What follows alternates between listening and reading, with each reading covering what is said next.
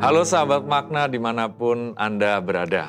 Senang sekali bisa berjumpa bersama dalam program Sate Bang Jack. Mari kita mempersiapkan hati kita untuk duduk diam di hadapan Tuhan dan mendengarkan sabda Tuhan.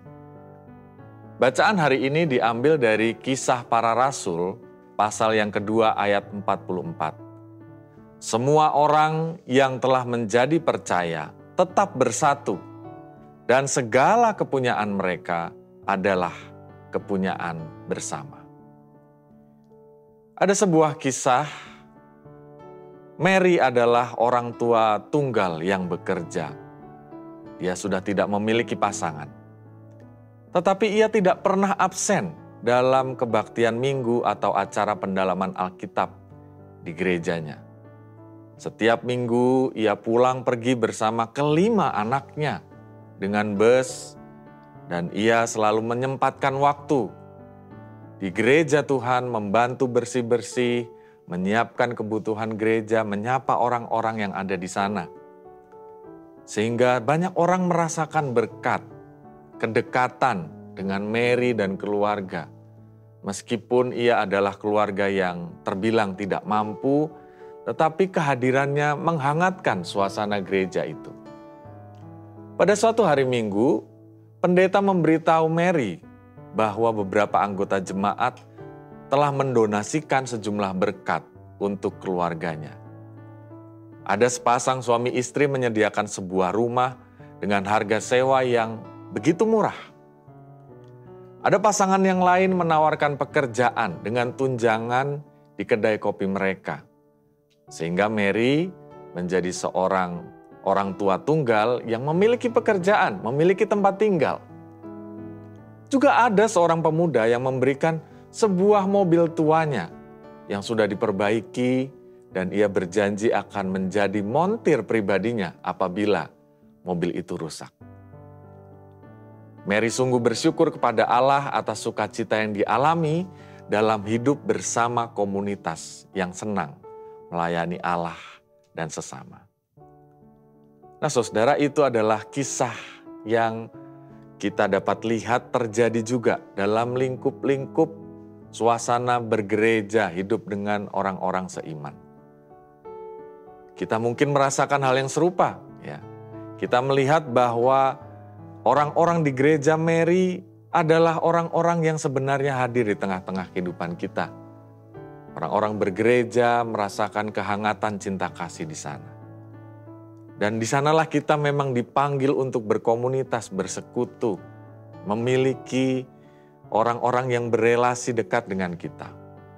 Beberapa waktu lalu saya juga bercakap-cakap dengan beberapa orang yang mengatakan bahwa saya rindu untuk bertumbuh di dalam Tuhan. Kemudian saya mengatakan bahwa bagaimana kalau saudara dan saya masuk dalam komunitas yang lebih dekat di gereja Tuhan. Dan ketika mereka mencoba, banyak dari mereka merasakan, saya tidak pernah merasakan perhatian yang begitu rupa.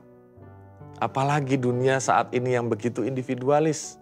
Dan banyak dari mereka yang masuk dalam komunitas-komunitas gerejawi, komunitas anak-anak muda, memiliki teman, sahabat, yang rela membuat apa saja yang dapat mereka bantu untuk saudara yang baru ini. Nah, di sanalah saudara, firman Tuhan yang berkata, bertekunlah dalam pengajaran dan dalam persekutuan. Di sana berarti bahwa ketika kita masuk dalam hidup persekutuan, hidup bersama dengan saudara-saudara seiman, kita sebenarnya memiliki sense of belonging. Kita memiliki sesuatu bahwa hidup orang lain adalah hidup bagian dari saya juga. Kita ingin memadukan apa yang kita miliki. Kita dapat bekerja sama untuk dapat membantu mereka yang membutuhkan pertolongan. Bahkan kita pun seringkali ditolong dengan senyuman, perhatian yang membangkitkan semangat kita untuk hidup dalam tantangan yang kita hadapi sehari-hari. Itulah arti hidup bersekutu, berkomunitas dalam komunitas rohani kita. Dan di dalamnya kita memperlihatkan kasih Allah lewat perbuatan-perbuatan sesama kita. Kepada kita memperlihatkan kasih Allah bagi orang-orang yang seiman dengan kita. Kita dapat melayani mereka mulai dari senyuman.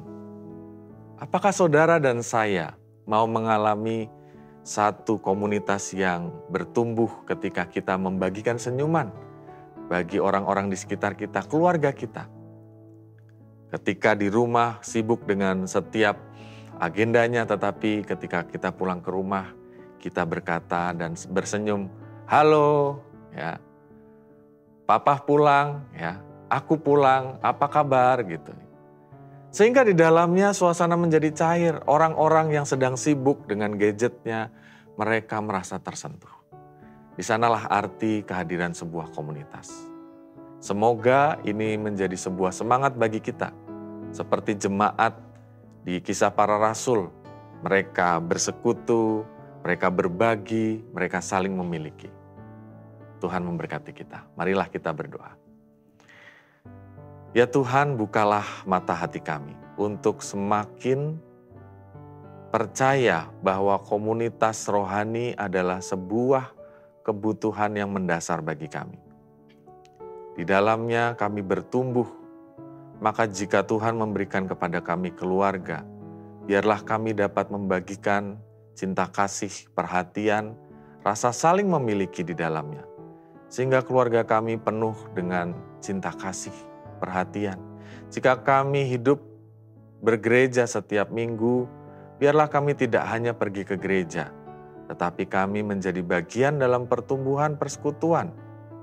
Mengenal orang-orang di dalamnya, dikenal di dalamnya, kemudian dapat berbagi dalam persekutuan-persekutuan atau kegiatan-kegiatannya.